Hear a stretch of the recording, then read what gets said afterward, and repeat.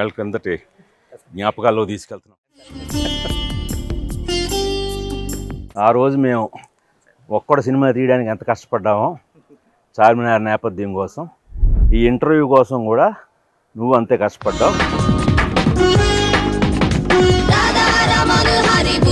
తెల్ల చొక్కా వేసుకున్న ప్రతి ఒక్కడు ఫ్యాక్షనిస్ట్ కాదు.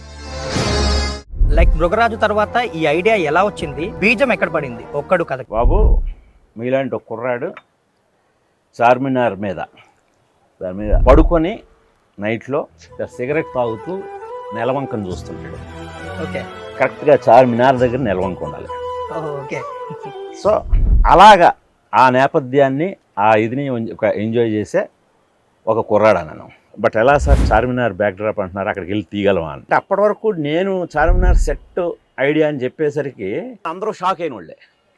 కానీ నాకే షాక్ ఇచ్చిన మొట్టమొదటి వ్యక్తి రామోజీ గారు. ఆయనకు ఒక ఫెయిల్యూర్ చూశారు, మీరు ఒక ఫెయిల్యూర్ చూశారు. వీళ్ళిద్దరు కలిసి మహేష్ని పెట్టి చార్మినార్ సెట్ చేసి అసలు ఏం చేస్తున్నారు వీళ్ళు, ఏం తీస్తున్నారని ఒక డౌట్ మాట్లాడుకోవడం గుసగుసలు ఇండస్ట్రీలో. వీళ్ళేదో మళ్ళీ ఏదో చేతులు కాల్చుకుంటారని సంథింగ్ ఏదో అలా. చిరంజీవి గారితో తీసిన మృగరాజు బాగా డిసప్పాయింట్ చేయడంతో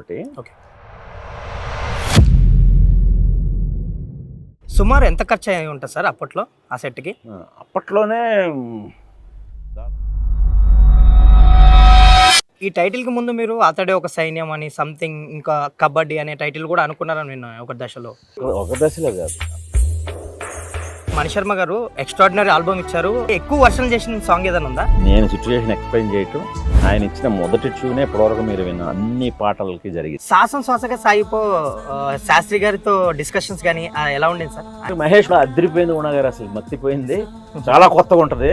కమర్షియల్ సినిమాకి ఒక మాస్టర్ పీస్ అనొచ్చు ఈ సినిమాని. 2 ఏరియాలని మర్జ్ చేసి ఒక లవ్ స్టోరీ వేశారు మీరు. పాత బస్తీకి పోటీగా అటు ఫ్యాక్షన్ రాయలసీమ ఉంటే ఊగిపోవాలి, జనం ఇంటర్వెల్కి వచ్చి అదిరిపోయింది అనే జోష్లో ఉండాలి.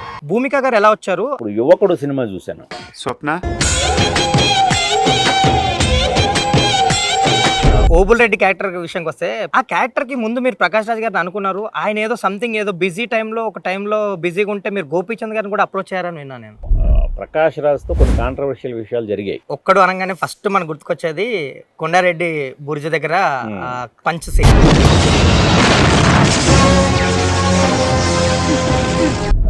కథకుడే దర్శకుడు అయితే అడ్వాంటేజ్ ఏంటంటే దానికి ఎగ్జాంపుల్ ఇలాంటివి. ధర్మవరపు సుబ్రహ్మణ్యం గారిది ఆ నెంబర్ పెడుతుంటే అప్పుడు మహేష్ సరదాగా నెంబర్ పెట్టేయండి అన్నాడు.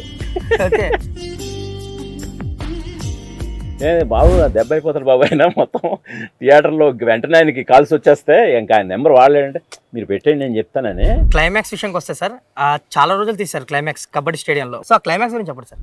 చలికాలం నైట్లో వర్షం అంటే అసలు ప్రిఫర్ చేయదు. సో బట్ మహేష్ అదిరిపోద్ది అన్నాడు. ఇలాంటి ఐడియాలు ఏది ఇచ్చిన మహేష్ ముందుంటాడు. ఒకటి రిలీజ్ అయ్యి దాదాపు 23 ఏళ్ళు దాటింది. ఈ సినిమా గురించి మీకు గుర్తు చేసుకోగానే వన్ బెస్ట్ మూమెంట్ ఏంటి సార్? మీరు ఏదైతే వర్ణించి చెప్పారో అది యాజ్ ఇట్ ఈస్గా ఈరోజు చూస్తున్నాను సార్ అన్నాడు. అది చాలా గొప్ప అచీవ్మెంట్ అండి.